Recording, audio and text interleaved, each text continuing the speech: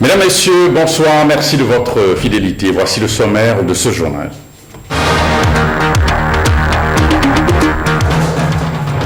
Le monde entier célèbre demain la journée de lutte contre la drogue. Dans cette édition, vous suivrez le message du ministre de l'Intérieur à cette occasion.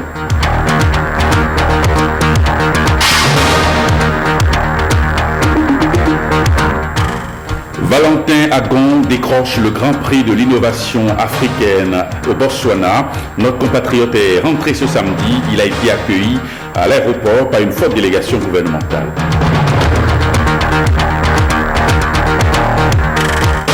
Et puis, une nouvelle technologie au service de l'environnement, des drones équipés pour capter les substances polluantes de l'environnement. C'est l'université IRSIP Africa qui est à l'origine de cette prouesse.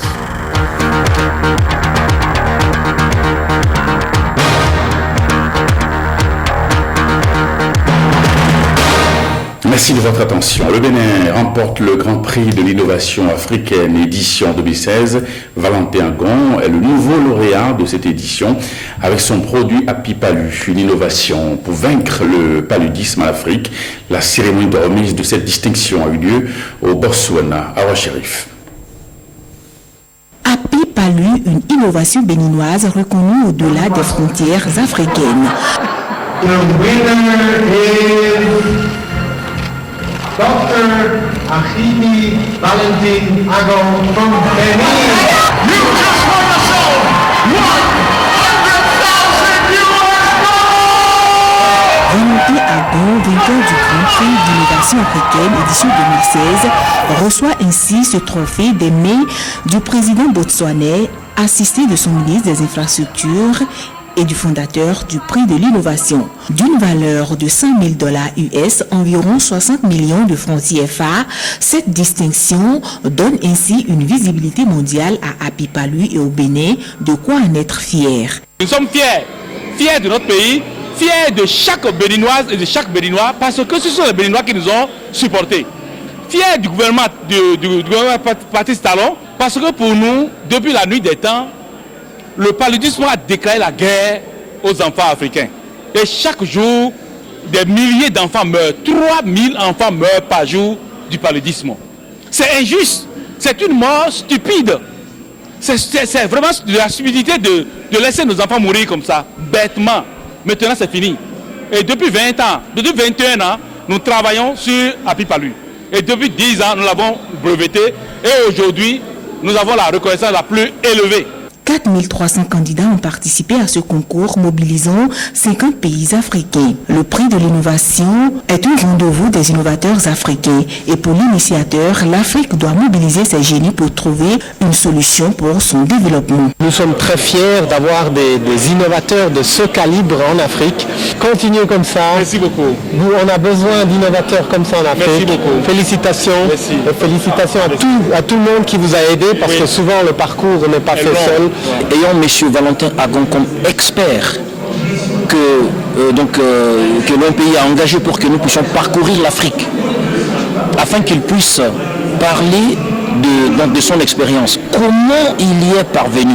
Parce que beaucoup de gens ne croient pas qu'en Afrique, on peut partir du néant et arrivé au niveau où il est arrivé. Le gouvernement s'est fait représenter à travers l'ambassadeur du Bénin près l'Afrique du Sud et du Botswana pour ce rendez-vous des innovateurs.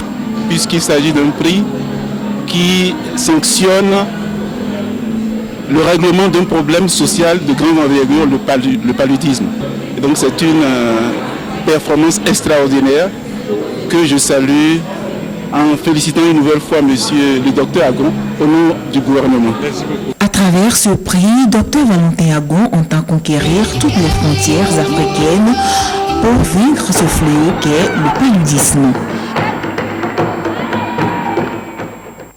Valentin Agon, donc premier lauréat du Grand Prix de l'innovation africaine, est rentré ce samedi à Cotonou. À sa descente d'avion à l'aéroport Cardinal Bernard de Ganty, il a été accueilli par ses parents, amis et une forte délégation ministérielle, comme vous le voyez sur ces images.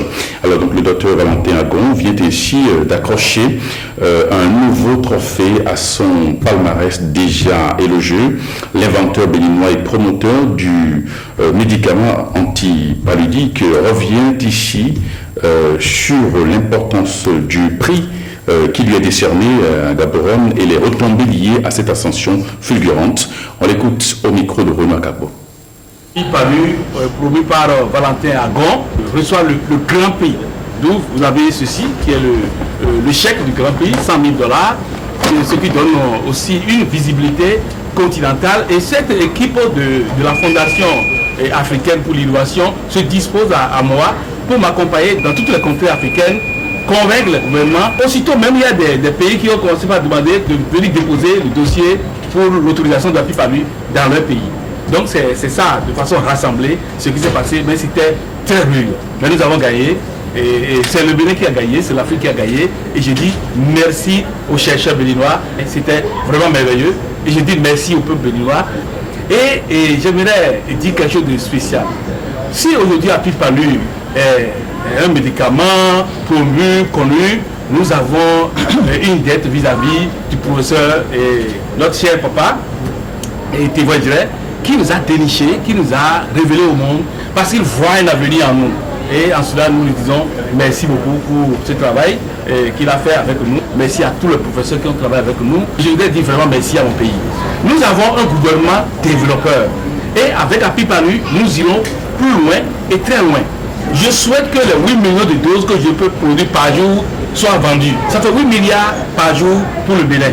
C'est le développement économique du Bénin et c'est comme ça que nous allons décoller.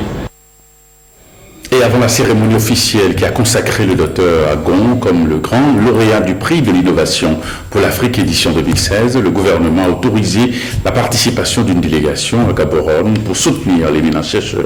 Les 3 émissaires du gouvernement présents à son accueil à l'aéroport ont réitéré le soutien du gouvernement pour la promotion du médicament antipalutique. Pour arriver à un tel résultat, il a fait beaucoup d'efforts. Il s'est beaucoup investi. Tout le peuple béninois a été témoin. Et à travers lui, le continent parle du Bénin. Nous lui devons cela et en cela, je tiens à lui présenter mes sincères félicitations. Le gouvernement a eu vent de ce qu'il était en train d'évoluer dans la compétition. Et le chef de l'État nous a instruit de tout mettre en œuvre pour l'accompagner. L'accompagner du début jusqu'à la fin. C'est ce que nous sommes en train de faire. Je crois que l'accompagnement était vraiment à la hauteur. Oui. Et continue. Nous allons continuer parce que pour moi c'est un début. Ce qui reste à faire maintenant, c'est de l'accompagner pour que le produit soit connu dans toute l'Afrique et partout dans le monde. Parce qu'aujourd'hui la preuve a été faite que le produit est bon. Cela nous paraît très important. Il ne nous reste qu'à vendre le produit à travers toute l'Afrique et à travers le monde entier.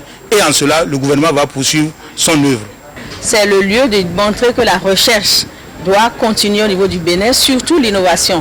Et le gouvernement qui est en place tient à accompagner la recherche et l'innovation à travers de grands projets. Parmi ces grands projets, nous aurons, avant la fin de l'année, la construction de l'Agence pour la recherche et l'innovation. Il y aura beaucoup de fonds qui seront mis à la disposition de la recherche pour accompagner le développement, parce que le produit qui vient de découvrir et qui devient un produit pour l'Afrique et au niveau continental, mais pourquoi pas mondial, va permettre de réduire les problèmes de santé.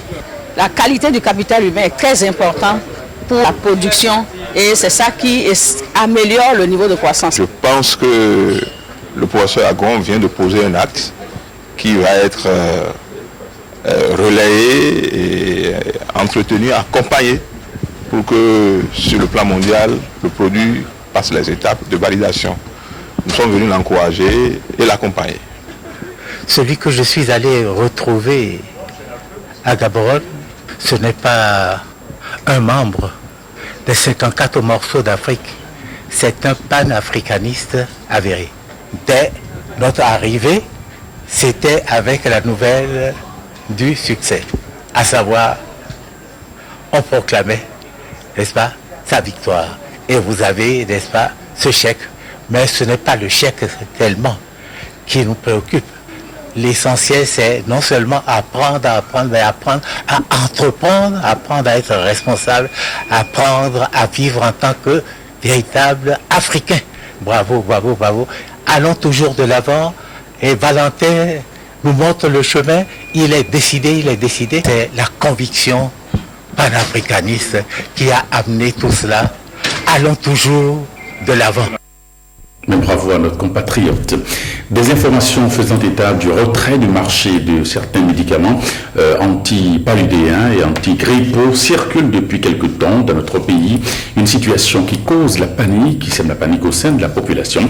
Alors selon le président du syndicat indépendant des pharmaciens du Bénin, c'est une fausse alerte. On l'écoute au micro de nos reporters.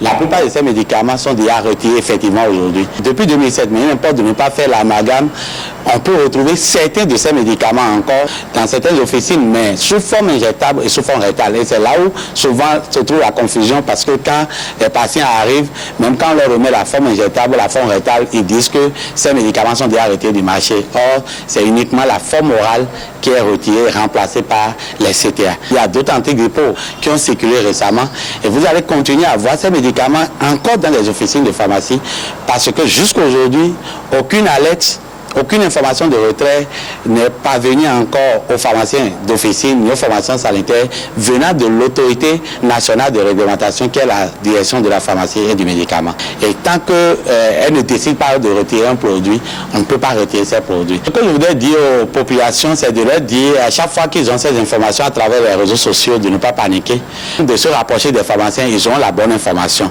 Et je dois aussi leur dire que l'autorité nationale de réglementation qui est la direction des pharmacies veille surtout à travers son service de pharmacovigilance, et continue de surveiller tous les médicaments qui sont utilisés dans le circuit formel.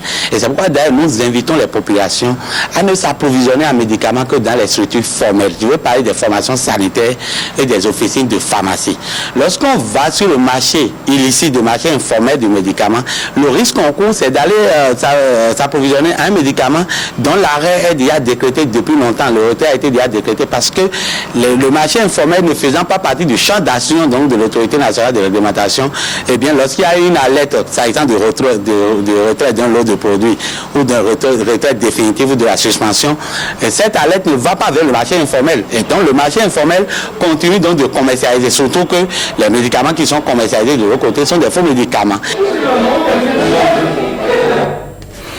Le Bénin, à l'instar de la communauté internationale, va célébrer demain, dimanche 26 juin, la journée mondiale de lutte contre la drogue. Eh bien, à cet effet, le ministre de l'Intérieur, de la Sécurité publique a tenu à s'adresser à la nation. On écoute un extrait de son message. La drogue, avec son corollaire de crime transnational organisé, est un fléau qui mine dangereusement tous les pays. Notre pays, le Bénin, de par sa position, n'en est pas épargné malgré les efforts soutenus du gouvernement, aussi bien dans le domaine de la répression du trafic illicite de la drogue que dans les domaines de la prévention et du traitement de la toxicomanie. Le thème retenu par les Nations Unies cette année est intitulé « Le développement de nos vies, nos communautés, nos identités sans drogue ». Ce thème conserve toute sa pertinence dans ce que nous pouvons et ce que nous devons faire pour assurer ensemble à nos communautés, à nos collectivités et à nos familles une vie de bonne santé sans drogue. Mesdames et messieurs, chers compatriotes, ceci nécessite la conjugaison de tous les efforts, aussi bien au niveau de l'État central qu'au niveau des collectivités locales, des différentes couches sociales, des communautés religieuses, des médias, des familles et même des écoles et des centres de formation. À l'occasion de cette journée, je voudrais donc lancer un appel à tous les compatriotes pour qu'ils s'abstiennent de cultiver ou de faire usage de la drogue et pour qu'ils collaborent avec les forces de sécurité publique pour le démantèlement des réseaux de trafiquants. Et puis, au plan religieux, Cotonou a un nouvel archevêque. C'est bien Monseigneur Roger Rumbedji qui va diriger l'archidiocèse de la capitale économique. L'annonce a été faite ce samedi par le nonce apostolique Monseigneur Brian Oudégoui. Monseigneur Roger Rumbedji est de l'ordre des prêcheurs, docteur en théologie et professeur dans plusieurs universités. Il va remplacer à ce poste Monseigneur Antoine Gagnet. Celui-ci a démissionné en raison de son âge avancé. Parmi les délégations reçues par le président de l'Assemblée nationale le vendredi dernier, les jeunes leaders du Bénin, conduits par le représentant résident de la Fondation Friedrich Ebert, les jeunes sont allés s'imprégner du fonctionnement de l'institution parlementaire. On fait le point avec Olive Oussougoué. 2 délégations étaient au cabinet du président de l'Assemblée nationale ce vendredi. Il s'agit des jeunes leaders du Bénin conduits par la Fondation Friedrich Ebert. Au menu des échanges, le fonctionnement de l'institution parlementaire, mais surtout les préoccupations des jeunes leaders du Bénin quant à la réforme constitutionnelle en cours. Nous avons abordé tout le sujet, réforme constitutionnelle, le rôle de la jeunesse, la question de l'immunité, la structure de l'Assemblée nationale, la technicité, comment l'Assemblée nationale peut travailler efficacement au temps de la modernisation et la technique digitale. Donc nous avons réfléchi ensemble sur un sujet, un couple de sujets à l'Assemblée nationale. La délégation de la Banque mondiale de son côté plaide pour l'accélération du processus d'installation du tribunal du commerce au Bénin. Son implantation devrait renforcer la performance du secteur privé et améliorer sa compétitivité. Nous avons discuté l'état d'avancement d'une initiative pour faire passer le tribunal de commerce ici au Bénin. Donc nous avons eu une discussion très fructueuse et à l'issue, la Banque mondiale va certainement continuer à appuyer le pays dans ce sens et aussi avec la promotion des partenariats publics-privés. De plus en plus de bénéficiaires des bourses d'excellence éprouvent des difficultés à jouir de leurs droits, une situation préoccupante pour le Parlement qui a adressé une question d'actualité au gouvernement afin de comprendre le mécanisme d'attribution des dites bourses et ce qui sera fait pour rectifier le tir. Guillaume Avienon, le gouvernement a répondu à la question à la faveur de la plénière de jeudi dernier. La question des difficultés croissantes des bénéficiaires de bourses d'excellence à jouir de leurs droits a été soulevée par le député Paulin Benou. Il est parti de la plainte d'un groupe de 8 bacheliers régulièrement bénéficiaires des dites bourses à l'issue du bac 2015 avec la possibilité de s'inscrire dans des universités de leur choix à l'étranger. Une opportunité que les autorités en charge de l'enseignement supérieur au Bénin semblent leur avoir refusée au dernier moment. Les élèves ont entrepris les démarches nécessaires et ont obtenu leurs inscriptions dans des universités canadiennes pour la rentrée 2016-2017. Contre toute attente, par courrier en date du 13 mai 2016, le directeur des bourses et secours universitaires demande à ses élèves de produire chacun, en dehors de leur inscription au Canada, une deuxième inscription en France et une troisième en Afrique, et ceci au plus tard le vendredi 20 mai 2016, soit seulement 7 jours après l'envoi du courrier. Pour la direction des bourses et secousses universitaires, la destination Canada pose problème et pour cause. Le coût de la formation au Canada revient à 15 millions par étudiant. Au niveau national, la bourse est de 257 000 par an, c'est-à-dire un étudiant boursier que nous avons au Canada coûte 42 étudiants boursiers au Bénin. Et c'est par rapport aux difficultés au niveau des ressources financières de l'État que nous avons pris la décision de demander aux 8 boursiers qui doit partir au Canada, qui ont fait des inscriptions au Canada pour la rentrée 2016, de devoir choisir d'autres pays qui sont au niveau africain ou au niveau de l'Europe pour réduire les coûts et au niveau de l'État. En attendant la fixation définitive des conditions pour bénéficier des bourses d'excellence au regard des réformes introduites dans le secteur de l'éducation depuis quelques années, le groupe des 8 étudiants concernés pourra partir pour le Canada, assure la ministre, et cela dès la rentrée prochaine. Le secrétaire général de la mairie de Cotonou était face à la presse hier, un rendez-vous périodique à travers lequel le point des activités au cours du second trimestre, le point des activités a été fait aux médias reportages. C'était une situation qui concernait 2 élus et conseillers qui étaient autorisés par le préfet à siéger désormais au sein du conseil en remplacement de 2 conseillers titulaires. Ils étaient, avant d'être ministres aujourd'hui, vous savez bien qu'ils étaient députés, et non seulement députés, mais ils ont été élus et conseillers au niveau de la ville de Cotonou. Alors, après leur élection, je crois, de leur position de député, ils devaient opérer un choix. Le choix s'était fermé dans un délai de 30 jours, au regard des tests de loi sur non seulement la décentralisation, mais également de la loi sur le code électoral. Les 2 suppléants qui devraient siéger, au nombre des 2, il y a une, notamment la suppléante du ministre Candice Azanaï, qui, ayant pris acte de l'illégalité procédurale, avait déjà saisi la Cour suprême pour se donner raison. Et cette Cour nous a saisi à travers un dossier qui stipule très bien contentieux entre Damou Ins et la préfecture de Cotonou et la mairie. Bon, nous avons fait le point de la situation, on a envoyé notre mémoire, le mémoire de la BIL a été envoyé à la haute juridiction pour mieux apprécier la situation.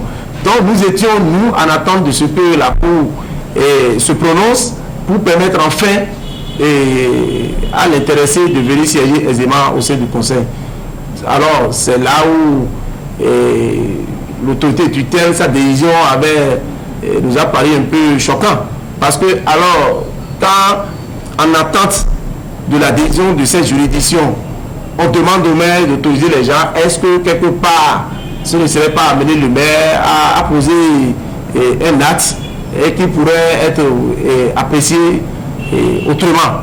Les conseillers ont pris acte de la situation, le maire a cédé à leur demande parce que visant surtout l'esprit de cohésion et l'apaisement au sein du conseil, a autorisé que les 2 suppléants de ces autorités-là siègent. Des drones équipés pour capter les éléments polluants de l'environnement, c'est une initiative de l'Université Ergib Africa qui met ainsi la technologie au service de la protection de l'environnement.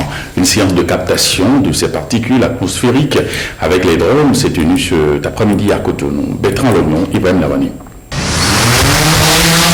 Ces 2 drones survolent la place des Martyrs à Cotonou pour une mission bien spéciale, capter des particules polluantes dans l'atmosphère. Au décollage du premier drone. Les données sont ensuite directement transmises au laboratoire de l'Université Ergib Africa à l'origine du projet. Pendant une dizaine de jours, les drones ont été employés pour capter ces éléments polluants de l'environnement à Cotonou. À l'arrivée, les résultats révèlent que les environs du marché d'Antopa, du port autonome de Cotonou et la place de l'Étoile Rouge constituent des points de concentration en matière de pollution à Cotonou. Vous avez dû comprendre que c'est lié aussi à la concentration de la circulation, de la mobilité, et donc ce sont ces points-là qu'il faut traiter. Avoir des moteurs qui ne polluent pas, ça suppose aussi que nous déployions des analyseurs pour contrôler, que nous ayons des mécaniciens qui savent régler et que nous ayons de bonnes habitudes pour entretenir nos moteurs, utiliser les bons carburants. Des drones de ce type, l'Institut Polytechnique Universitaire Ergib Africa en a 6. Il les a obtenus avec l'appui de ses partenaires occidentaux. L'Institut a ensuite modifié les appareils pour leur permettre de capter ces particules polluantes. C'est vrai qu'au départ, nous on était partis sur le projet pour développer l'imagerie et surtout la reconnaissance faciale. Et et travailler pour la sécurité. Mais aujourd'hui, le danger qui guette tout le monde, c'est d'abord l'environnement. Et puis après, on verra pour le reste. Le partenariat public-privé pour la protection de l'environnement se renforce davantage. C'est exactement ça. Nous voulons travailler avec des institutions au Bénin et en Afrique comme IRGIP Africa. Ça nous coûte moins cher, c'est plus efficace. On est dans le contexte. Nous comptons beaucoup sur la collaboration publique-privée et nous avons une chance encore un peu plus que ce soit pour le gouvernement la priorité de développer le pays en tendant la main au secteur privé. Nous sommes fiers de faire cela. Donc la phase finale de notre projet est de concevoir une application qui permettra à tout citoyen béninois, n'importe où il se trouve, de pouvoir déterminer la concentration de polluants dans cette zone-là. Grâce à ce projet, l'Institut régional du génie industriel, des biotechnologies et sciences appliquées veut prendre une part active dans la préservation de l'environnement. Eh bien, ce journal se refait. Merci pour votre fidélité à 23h30. Amandine Agnabosso pour le JT Soir. Moi, je vous donne rendez-vous demain à 20h. Merci et bonsoir chez vous.